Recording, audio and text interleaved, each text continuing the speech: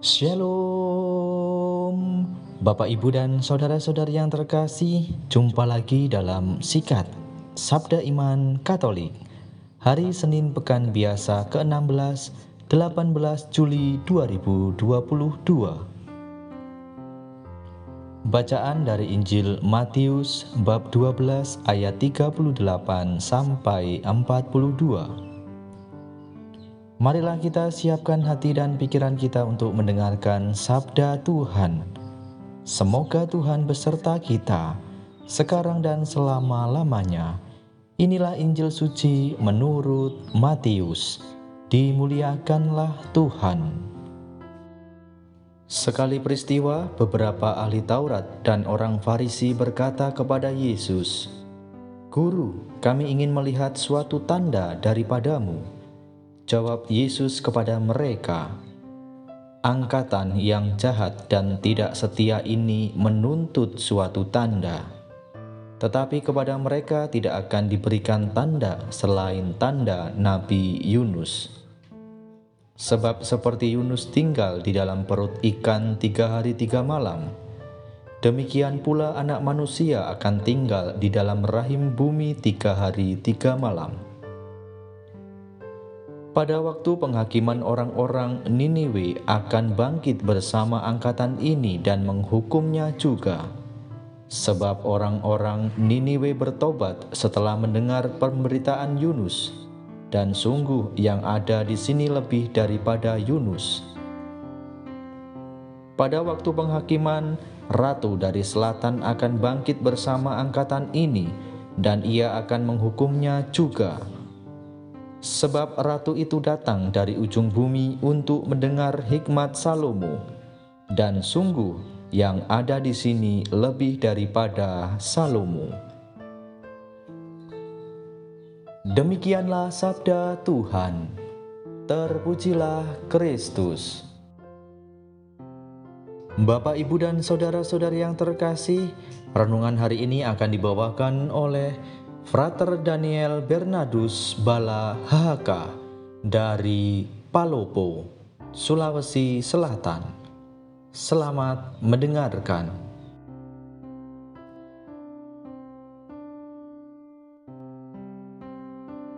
Saudara-saudari yang terkasih dalam Kristus, jumpa lagi hari ini tanggal 18 Juli 2022.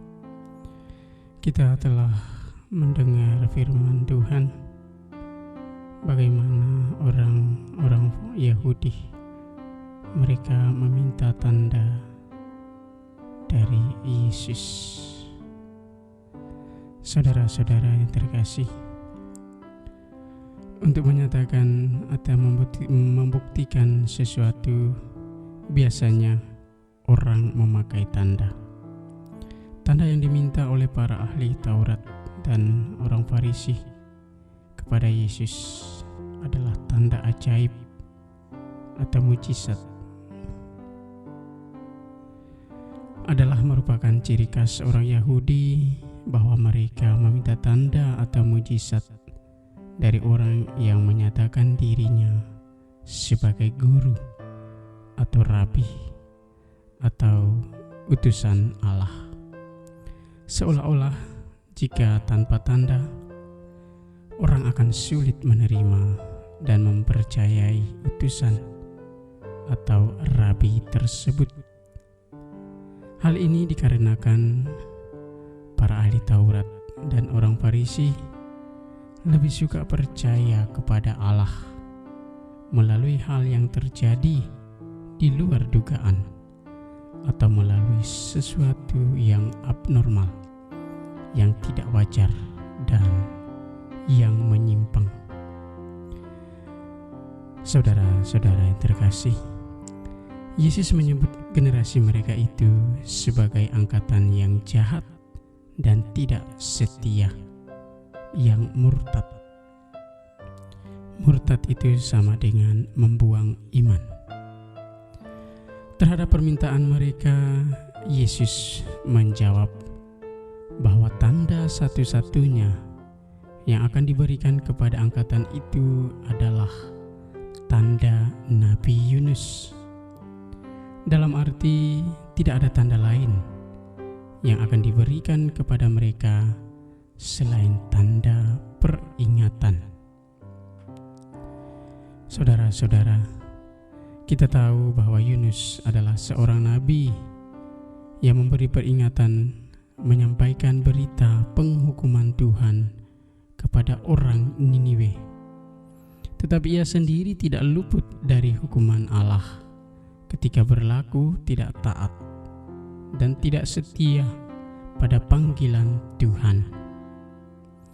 Bagi orang Niniwe, Yunus adalah tanda dari Allah, dan kata-kata Yunus adalah berita dari Allah, sehingga mereka mempercayai pemberitaannya dan bertobat.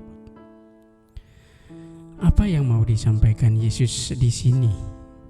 Bahwa orang Niniwe lebih mendengar, lebih mengenal peringatan Allah, lebih taat kepada perintah Allah ketimbang para ahli Taurat dan kaum Farisi. Tentu adalah suatu hal yang sangat ironis jika orang-orang yang menyandang gelar sebagai ahli kitab suci itu, lalu pengenalan mereka akan Allah tidak lebih baik, dan bahwa di sini orang-orang dari bangsa lain juga memiliki iman dan pengenalan yang baik tentang Allah. Sungguh adalah sebuah pengajaran yang penting dan berarti bagi orang percaya.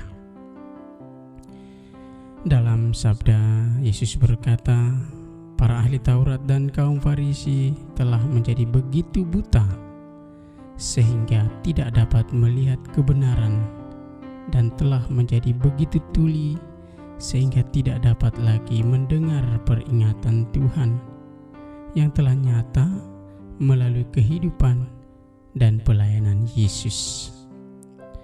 Di sini juga kita mendengar Yesus berkata, tanda itu ada di sini, ada padaku, dan aku lebih dari Yunus, sebab aku menerima dan menanggung hukuman dari kesalahan-kesalahan kamu. Dan aku ada di sini, di dalamku ada hikmat yang lebih dari Salomo, dan kamu dapat menimbanya. Namun karena kamu lebih memilih menolak aku daripada bertobat, maka akan datang kepadamu waktu penghakiman. Saudara-saudara yang terkasih, kebenaran firman Tuhan ini memberi makna dan pesan bagi kita betapa pentingnya waktu dan kesempatan yang diberikan Tuhan dalam kehidupan kita.